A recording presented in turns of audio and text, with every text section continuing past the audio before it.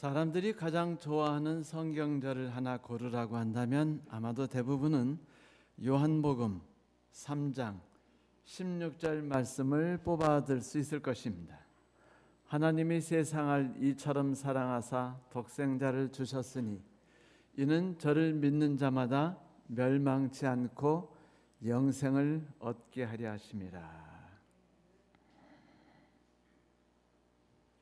참으로 기이한 말씀이 아닌가요?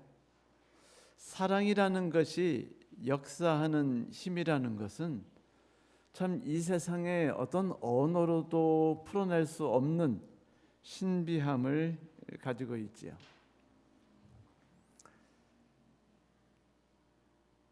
이른 말할 수 없는 슬픔 가운데서도 위로를 얻을 수 있다는 것, 아마도 그것은 사랑으로 인한 믿음 때문일 것입니다. 절망 가운데서도 일어날 수 있는 것 역시 누군가를 인한 사랑 때문이겠죠. 하나님께서 우리에게 이 말씀을 주실 때 우리는 이 말씀을 통해서 세 가지 정도의 중요한 사실을 깨달을 수 있기를 소망하셨을 것입니다. 첫째는 하나님의 우리에 대한 사랑은 그 어떤 것도 아끼지 아니하시니 곧 희생까지라도 기꺼이 감수하신다는 것입니다. 둘째, 하나님은 행동으로 우리를 사랑하셨다는 것이지요. 셋째, 그분께서는 우리에 대한 분명한 목적을 가지고 우리를 사랑하고 계신다는 겁니다. 그것은 곧 풍성한 영생이에요. 말라비틀어진 영생이 아니고 굶주린 영생이 아니고 병든 영생이 아닙니다. 오히려 생명이 넘치고 활기가 넘쳐 흐르는 그런 영생이죠. 그 영생에는 사랑이라는 것이 가득하게 담겨 있습니다. 예수께서 이 땅에 내려오신 이유가 무엇인가요? 요한복음 10장 10절을 펴서 손가락으로 짚어 그 길을 읽어보십시오. 도둑이 오는 것은 도둑질하고 죽이고 멸망하는 것뿐이요 내가 온 것은 양으로 생명을 얻게 하고 더 풍성히 얻게 하려는 것이라. 양으로 생명을 얻게 하고 더 풍성히 얻게 하려는 것이라. 너무 멋진 말 아닙니까? 이 세상 어디서 우리가 누군가에게 내게 하는 이런 말을 들을 수 있나요? 혹시 이런 말을 우리가 누군가 우리에게 말한다면 우리는 사기꾼일 거야, 조심하자 라는 반응으로 나설 수밖에 없지 않습니까? 사랑은 극히 비정상적이에요. 극히 이 세상에서 우리가 쉽게 받아들일 수 없는 매우 기이하고 매우 특별한 특징을 가지고 있습니다.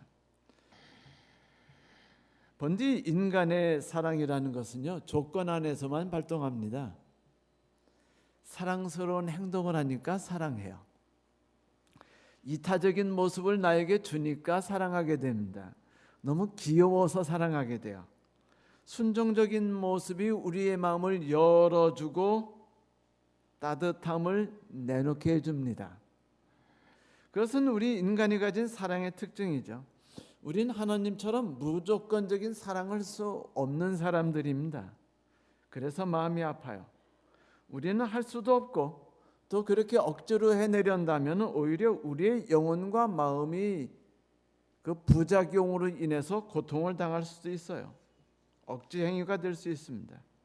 그래서 우리 하나님께서는 우리가 하나님께서 맛보신 그 너무도 특이하고 너무도 아름다우며 이 생명이 넘치는 이 사랑을 우리가 함께 공유하고 나눌 수 있도록 하기 위해서 곧 하나님의 사랑에 반응하고 또 하나님의 사랑을 나누는 일에 도구가 되게 하기 위해서 조금씩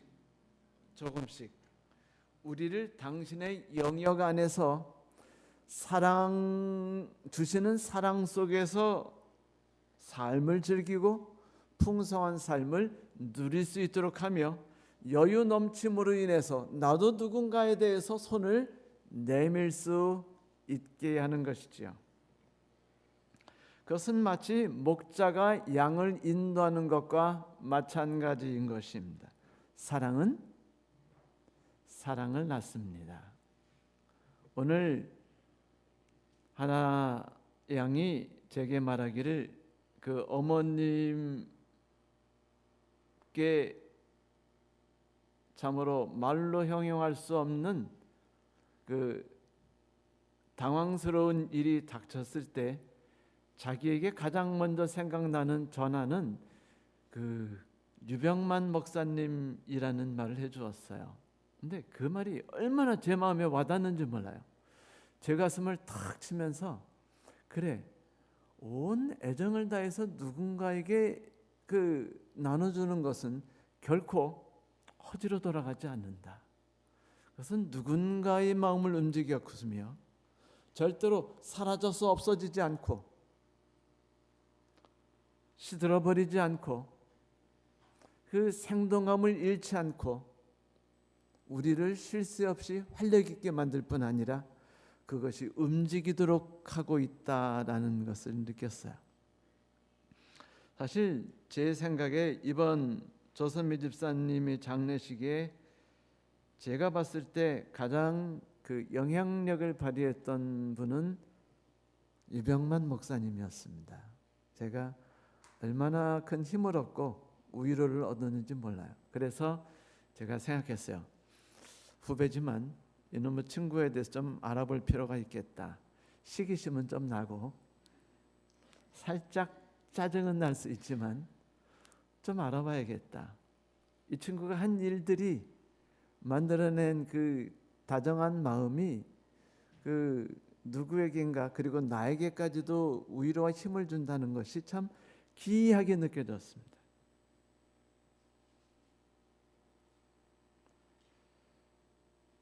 사랑은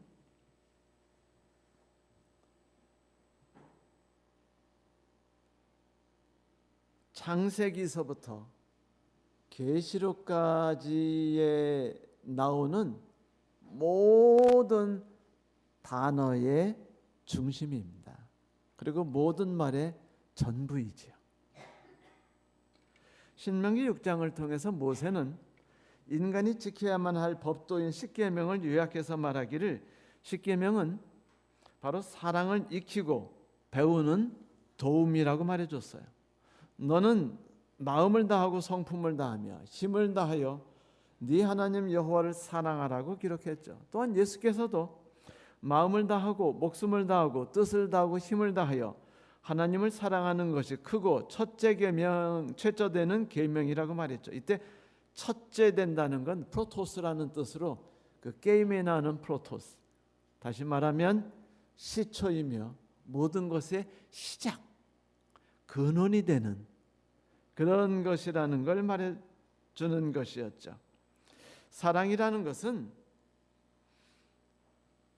이 세상에서 사람들을 움직이는 올바른 법도들, 그 모든 법도들이 존재할 수 있게 된 시발점이며 그것을 생산해낸 자궁이라는 말입니다. 그러므로 성경과 예수께서 말씀하셨듯이 인간의 삶의 법도인 십계명의 중심은 오직 사랑뿐입니다. 사랑이 없다면 십계명의 준수는 조금의 유익은 있을지언정 도움이 되지 않을 수 있어요. 그래서 바울은 고린도전서 13장을 통해서 사랑이 빠진 계명과 헌신은 안고가 없는 단팥빵이라고 말했습니다. 어떤 분이 고린도전서 13장의 사랑을 크리스마스를 비유해서 쓴 글이 있었어요. 흥미로워서 여러분에게 소개하고자 합니다. 이게 영문이기 때문에 제가 여러분에게 순식간에 한글로 번역하는 것이 쉽진 않지만 너무 글이 아름다워서 제가 여러분께 소개해 드리려고 그래요. 크리스마스 날입니다. 만약 내가 완벽하게 크리스마스 리본을 장식하고 깜빡이는 전등불 선들을 연결하며 빛나는 공들을 내가 장식할지라도 사랑이 없다면 난 그냥 실내 장식가일 뿐이다. 만약 내가 노예처럼 부엌에 가서 일하되 크리스마스 쿠키를 12개씩 굽고 그리고 가장 맛있는 음식들을 준비하고 테이블에 공교하게 꾸민 아름답게 꾸민 식탁을 배열할지라도 사랑이 없다면 난 그냥 요리사에 불과하다.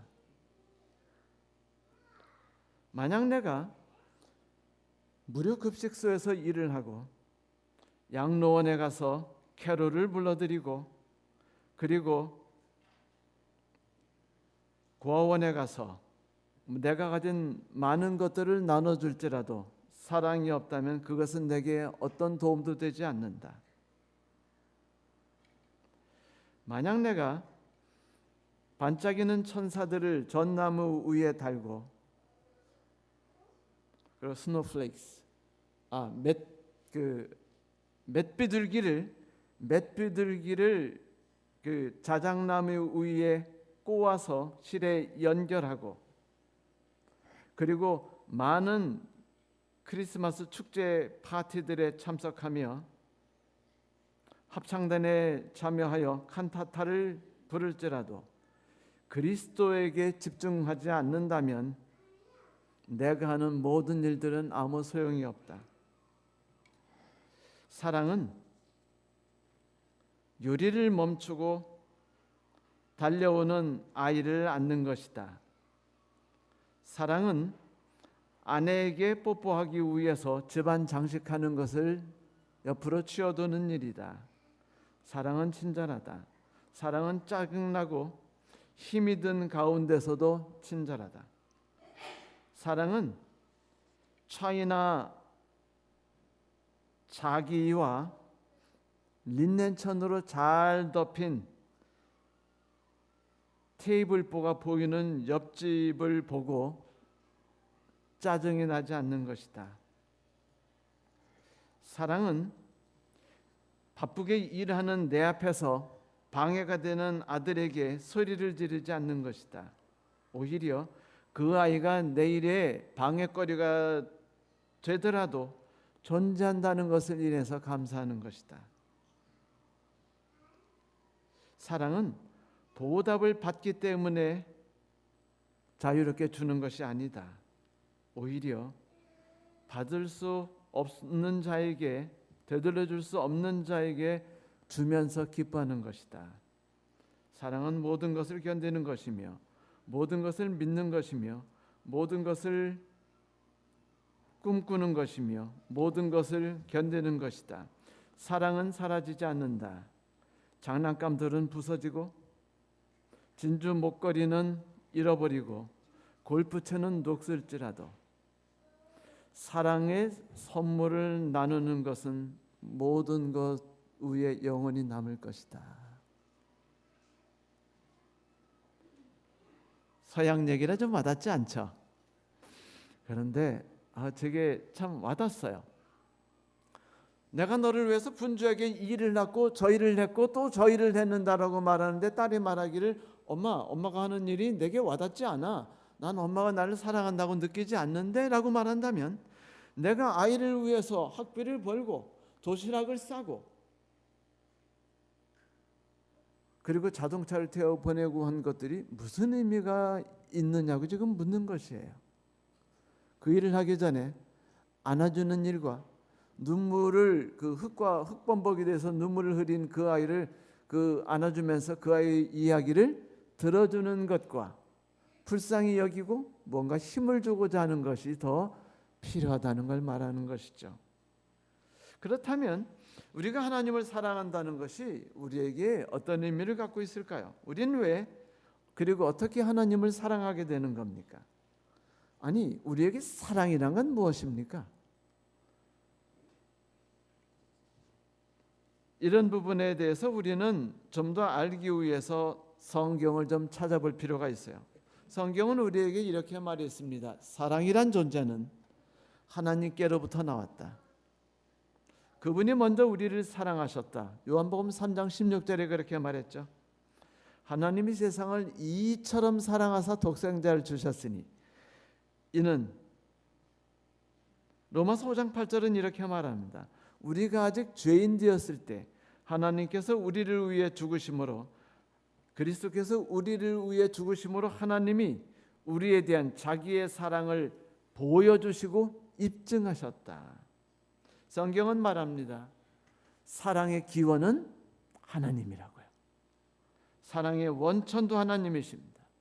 사랑이라는 건 언제나 하나님을 향해서 눈을 들었을 때 느껴지고 만져지는 것입니다. 거기서만 우리가 사랑의 부스러기를 집을 수 있어요.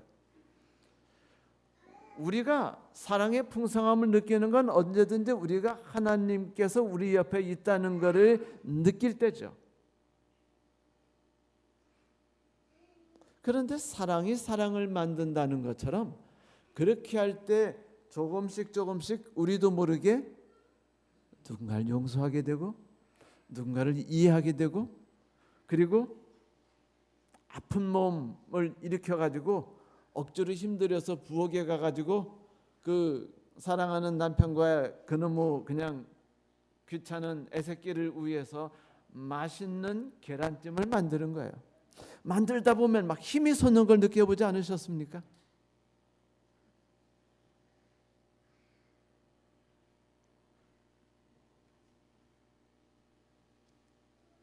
그런데 우리의 어리석은 인류는 분리로 인해서 멸망으로 달려가고 있어요. 미움과 다툼, 이기적인 욕심과 쾌락으로 인해서 치달아가고 있죠. 마치 속도를 줄이지 못하고 파괴적인 속도로 레일 의리를 치달아 달리는 고장난 기관차 말입니다. 그래서 하나님께서는 우리를 이런 불행한 멸망으로부터 서로가 미워하고 서로를 인해서 상처를 받기 때문에 서로가 서로를 피하려 하고 서로가 서로를 신뢰하기보다는 의심할 수밖에 없는 불행 가운데 빠지고 멸망 속에 빠져있는 우리를 위해서 그분께서는 당신의 모든 사랑을 다 쏟아부으셨다고 성경은 자꾸 이야기하고 있어요. 우리가 그 글을 읽는 순간, 우리가 그 글에 손을 짚는 순간, 우리가 그 사랑을 느끼는 순간 우리의 삶이 변화될 수 있다는 걸 성경은 알고 있기 때문입니다. 그래서 하나님께서는 당신의 사랑을 몽땅 쏟아부으셨어요. 한 푼의 남김도 없이 내일이 없는 것처럼 몽땅 쏟아부으셨습니다. 당신의 삶까지도 아낌없이 쏟아부으셨죠. 그래서 우리의 눈이 그분을 향해 돌이킬 수 있도록 통제가 안 되는 우리가 가지고 있는 상처와 이기심으로 인한 고통들을 가라앉히고 잘라낼 수 있도록 말입니다. 생각해보면 사랑은 참 기이한 힘을 갖고 있어요. 성격을 갖고 있습니다. 아주 비이성적이에요. 하지만 뭔가 감동적인 것이 사랑 안에 들어있죠. 어쩌면 로마서 5장 8절에 말했듯이 사랑의 시작은 희생 속에서 나타났습니다. 사랑 안에는 희생까지도 아낌없이 할 수 있고 다 낭비할 수 있는 힘이 있는 것이 보여요. 그 희생 안에서 자신의 모든 것, 자신의 최선과 가치, 그 능력을 다 쏟아붓는 것이 포함되어 있을 겁니다. 나를 위해서가 아니라 누군가를 위해서, 나를 향하여서가 아니라 누군가를 향하여서 말입니다. 캘리포니아에서 그 금광러시가 일어났을 때였습니다. 한 아버지가 뉴 잉글랜드에 있는 그 자기의 사랑하는 아들과 아내를 놓고 캘리포니아로 치달아 달려갔습니다. 돈을 벌기 위해서였어요. 가족을 행복하게 만들어주기 위해서였죠. 오래되지 않아서 가족을 모두 불러올 수 있는 여유가 생겼어요. 너무 행복해가지고 편지를 보냈습니다. 석희 샌프란시스코 쪽으로 캘리포니아로 오라고. 그 편지를 받은 아내는 너무 행복했습니다. 사랑하는 아이를 감싸 안고 같이 걸었죠. 걸으면서 이제 뉴욕으로 갔어요. 거기서 샌프란시스코 항의 그 스팀보트를 탔습니다. 전기선을 타고 먼 항해를 시작했어요. 그런데 얼마 가지 못해서 희망에 젖은 이 어머니, 그리고 자기가 향하는 그 배의 앞을 바라보면서 그 남편이 자기를 향해 이렇게 손짓하며 환하게 웃는 모습을 보며 미소를 짓고 있을 때 갑자기 큰 소리가 뱃잔에 울려 퍼졌어요. 불이야라는 소리였습니다. 순식간에 화염이 치솟아오랐고 이 어머니와 아들이 있는 곳까지 가까이 왔는데 선장은 매우 큰 걱정이 빠졌어요. 왜냐하면 이 배에는 뭐가 들어있었냐면 캘리포니아로 가져갈 화약들이 가득했어요. 불이 화약통에 닿기만 하면 어떻게 되죠? 아무도 살아남을 수 없었습니다. 선장은 즉시 구명보트를 내리기 시작했습니다. 사람들이 서둘러 꽉 차니 순식간에 첫 번째 보트가 다 차버렸어요. 두 번째 보트가 다 찼습니다. 어느덧 마지막 보트가 내려졌고 사람들이 차는데 엄마는 그 앞에서 어쩔 줄 몰라 하는 거예요. 아들의 손을 잡고 막 소리를 질렀어요. 내 새끼와 내가 좀 탈 수 있도록 좀 도와주세요. 아무도 들어주지 않았습니다. 그러더니 희망이 사라질 때 어느 아저씨가 그랬어요. 더 이상 여유가 없으니 어떡하죠? 당신을 태우면 우리도 다 죽을 수 있습니다. 그래도 너무나 눈물을 흘리며 이 부르짖는 어머니를 보면서 그들이 중심을 잡으면서 이렇게 자리를 만드니까 딱 한 자리가 만들어졌어요. 그때 어머니가 자신의 아들을 보트에 냉큼 집어넣었습니다. 그리고 이렇게 말했어요. 얘야, 혹시라도 네가 살아서 아버지 얼굴을 보게 되거든 내가 네 자리를 대신했다는 것을 말해다오.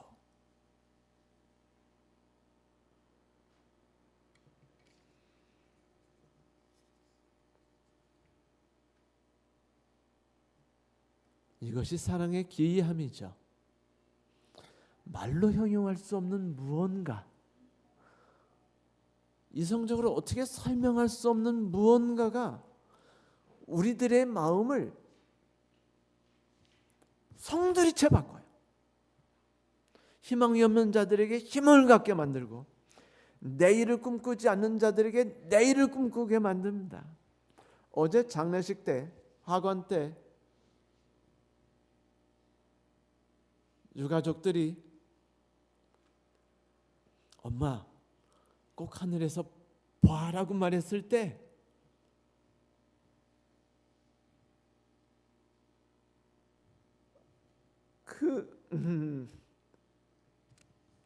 제가 참 감동받았어요. 왜냐하면 미래가 보였기 때문에요.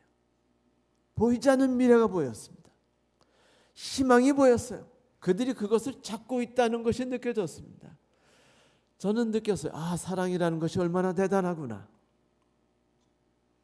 그것이 얼마나 위대한 것인가를 제가 알게 됐습니다. 오늘 아침 우리가 부른 두 찬미가 제 마음을 끌었어요. 하나는 날 인도하는 손 베지 않아도 주님을 믿고 따라가네라는 말이었습니다. 이것이 말이 되는 이야기인가요? 세상 속에서 이런 이야기하면 미친놈 소리 듣습니다. 그런데 이게 이루어진 거예요. 또 하나는 너 근심 걱정하지 말라. 주 너를 지키리. 주 날개 밑에 거하라. 주 너를 지키리. 이 아빠가 아들에게 주저하는 아들에게 말해. 뛰어들어. 아, 시원하고 좋다. 그래서 이제 아들이 이제 아빠 말씀을 따라 이 목욕탕 속에 펑덩 뛰어들었다가 와! 거기 튀어나간 다음에 세상에 믿을 놈 하나도 없다고 말했다는 이야기가 있죠. 이건 농담일 뿐이에요. 그 아이는 아빠 손을 잡는 순간 아빠가 그 속에서 느끼는 즐거움을 느낄 수 있습니다. 왜냐하면 사랑이 그 안에 존재하기 때문이죠. 하나님께서 말씀하십니다. 이런 아름다운 고백들이 오고 가는 것이 경이로운데 그 경이로운 삶을 이 세상에 선물하신 분이 바로 우리 하나님이시라고요. 성도 여러분, 슬픔 안에서 위로가 있다는 것만큼 기이한 일이 또 어디 있나요? 우리를 감동시킬 수 있는 것을 이 세상 어디서 또 찾을 수 있겠습니까? 거센 폭풍과 어둠이 짙은 구름 가운데서 한 줄기 그 구름을 비집고 내려오는 빗살 아래서 유유히 나르는 어떤 작은 새에 대한 그림을 보았습니다. 그 그림의 제목이 평안이었대요. Peace. 여러분, 그런 위로와 평강을 느끼기를 바라십니까? 그렇다면 하나님께서 우리에게 주신 사랑을 바라보고 만지며 느끼려고 하십시오. 사랑은 부어졌어요. 우리가 할 일은 그것을 만지는 일이며 바라보는 일입니다. 예수님의 제자인 요한은 이렇게 말했어요. 사랑하는 자들아 우리가 서로 사랑하자. 사랑은 하나님께 속한 것이니 사랑하는 자마다 하나님으로부터 나서 하나님을 알고. 그래요. 놀라운 기적은 언제나 하나님 안에서 있습니다. 기독교가 위대한 것은 하나님이 있는 교회 안에서 우리들이 서로를 믿고 서로를 신뢰하고 서로를 위해 격려하며 서로를 위해 봉사하고 희생할 수 있기 때문이 아니겠습니까? 우리도 사랑할 수 있다고 성경은 이야기하고 있어요. 우리도 사랑을 즐길 수 있다고 성경은 이야기했습니다. 사랑은 사랑을 낳는 거죠. 마틴 루터 킹 주니어는 이렇게 말했어요. 이 세상을 바꿀 수 있는 것은 오직 사랑뿐이다. 고백했죠. 어둠은 어둠을 몰아낼 수 없다. 오직 빛만이 그 일을 할 수 있다. 미움은 미움을 몰아낼 수 없다. 오직 사랑만이 그 일을 할 수 있다. 여러분 보이십니까? 사랑이 사랑을 일깨우는 저 장엄한 광경을요. 하나님의 사랑은 우리를 갉아먹고 있는 미움과 상처와 쪼개진 가족과 질시와 염려를 우리의 삶과 우리 교회와 이 땅에서 몰아내는 모습을 보여줍니다. 성도 여러분, 그 사랑이 우리의 마음속에 느껴지도록 만드십시오. 내 마음 저속 깊은 내면에서 어둠에 떨고 있는 내 안에까지도 환하게 비춰질 수 있도록 하나님을 바라보십시오. 그분만이 우리의 삶의 유일한 희망입니다. 그 이유는 그분이 우리의 삶에 뛰어들어오셨기 때문이에요. 사랑을 보여주셨으며 당신의 모든 걸 아낌없이 쏟아부으셨기 때문입니다. 그 아들 예수께서 그러셨어요. 그런데 성경은 더 나아가 말하기를 2개 가지고 충분하지 않다. 1+2다라고 말씀하셔요. 로마서 8장 26절에 말하죠. 성령께서도 우리 연약함을 적극 도와주십니다. 사실 우리는 무엇을 위해 기도해야 될지도 알지 못합니다. 무엇이 올바른 길인지, 난감한 상황이 있을 때 무엇을 어떻게 해야 될지 우리는 알지 못합니다. 그러나 성령께서 말로 다 표현할 수 없는 절실함으로 우리를 위해 적절하게 기도해 주십니다. 여기에 힘을 얻으십시오. 이제 마지막 성경절을 읽어드리고 싶습니다. 로마서 8장 28절. 하나님을 사랑하는 자는 그분의 목적과 계획대로 부르심을 입은 자들이라는 그 말이죠. 우리가 알거니와 하나님을 사랑하는 자, 곧 그의 뜻대로 부르심을 입은 자들에게는 모든 것이 합력하여 선을 이루느니라. 여러분, 하나님의 사랑이 만들어낸 결과가 어떤 것인지, 우리의 삶을 어떻게 변화시키고 있는지를 한번 들여다볼까요?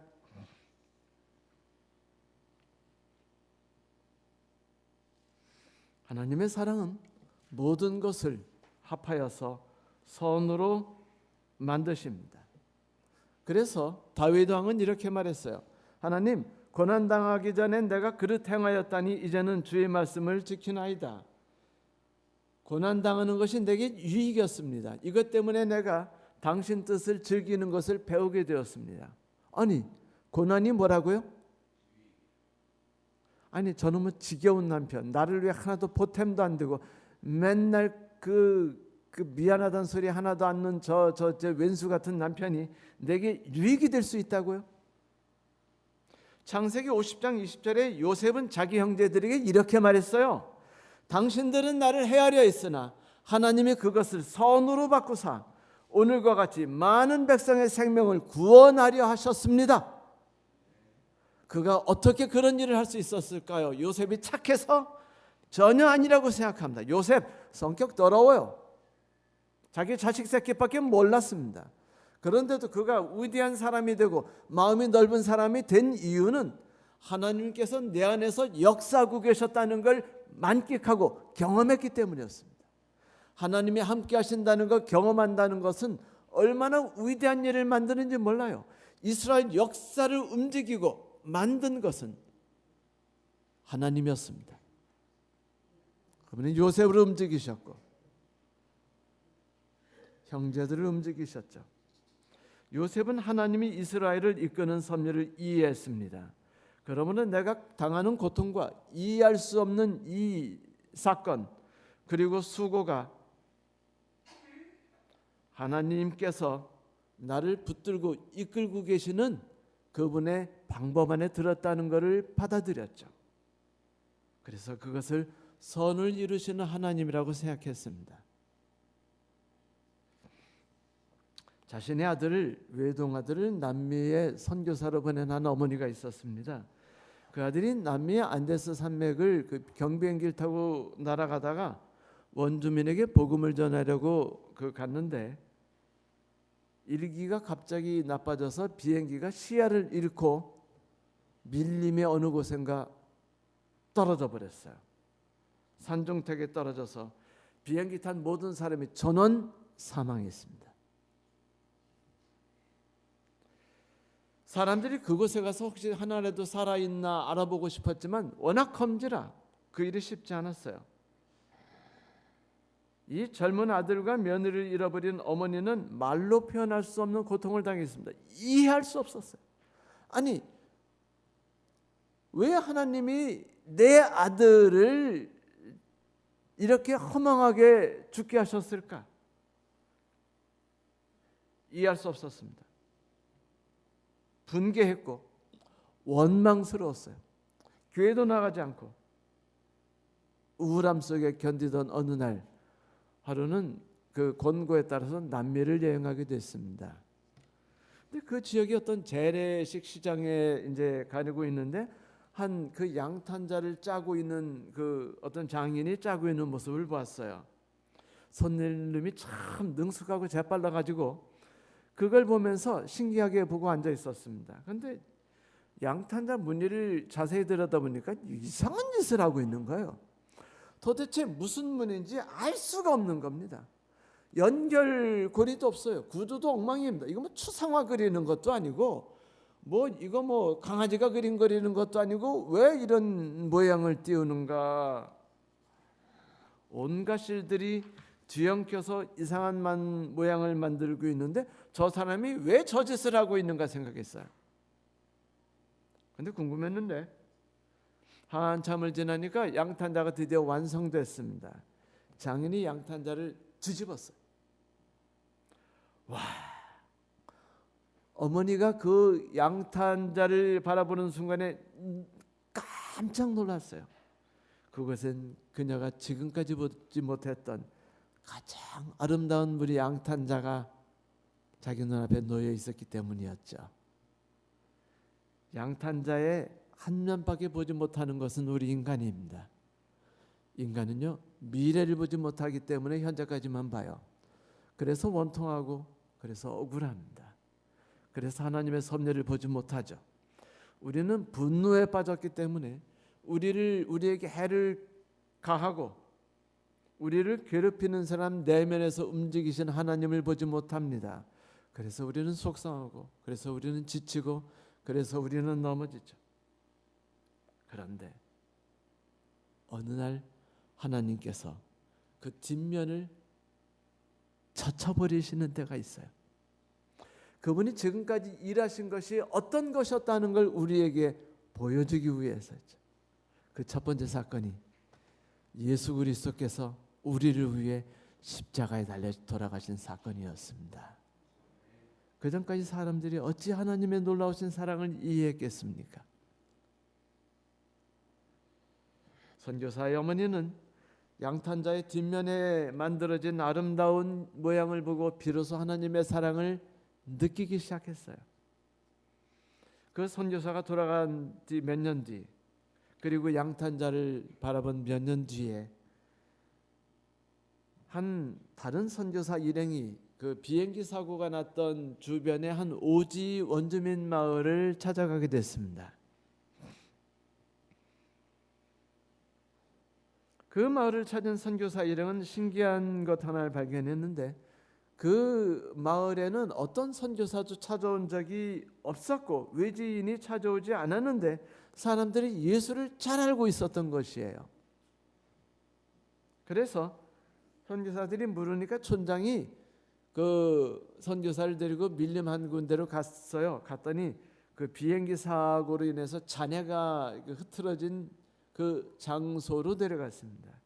오래전에 이곳에 비행기 사고가 있었고 우리가 사고 현장에 갔는데 이미 사람들은 다 죽었었습니다.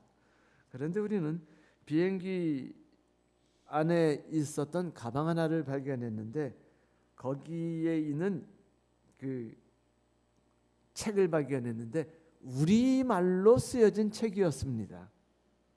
책을 마을로 가져가서 글을 잘 아는 분에게 읽어달라고 마을 사람들이 이야기했죠. 그 책이 성경이었어요. 성경을 통해서 우리는 하나님을 알게 되었습니다. 선교사 일행을 통해서 그 어머니가 그 사실을 알게 됐어요. 그리고 그제서야 하나님께서 양탄자를 통해서 보여주셨던 기이한 섭리를 깨닫게 됐죠. 아직까지도 그 눈물이 완전히 지워지지 않고 여전히 의욕은 남아 있었지만 이제 그녀는 깨닫게 된 겁니다. 그녀는 눈물 속에서 있는 기쁨이 뭔지, 하나님이 아들을 통해 역사하신 것이 얼마나 위대한 일이었는지를 깨달았어요. 성경은 이에 대해 이렇게 말하죠. 우리가 알거니와 하나님을 사랑하는 자 곧 그 뜻대로 부르심을 입은 자들에게는 모든 것이 합력하여 선을 이루느니라. 여러분 이 사실을 믿으십니까? 어쩌면 그 모든 것 속에 사랑하는 내 아내가 이 땅을 떠난 것일 수도 있습니다. 사랑하는 나의 어머니가 이 땅을 떠난 것일 수도 있지요. 하지만 그것은 하나님께서 우리에게 주신 놀라운 사랑의 섭리를 보여주기 위한 그분께서 하실 수 있는 최고의 길이었음을 우리가 알고 경험하게 되길 바랍니다. 그분께서는 이 일을 위해 당신의 아들까지도 아낌없이 붓지 않으셨습니까? 그분께서 어떤 일을 하지 않으시겠습니까? 여러분 이 일로 인해서 위로와 용기를 얻으시며 힘을 갖고 하나님 안에서 사랑이 무엇을 낳는 것인가를 경험하며 만족스러운 삶을 맛볼 수 있는 저와 여러분이 되시기를 바랍니다. 말씀 마치겠습니다.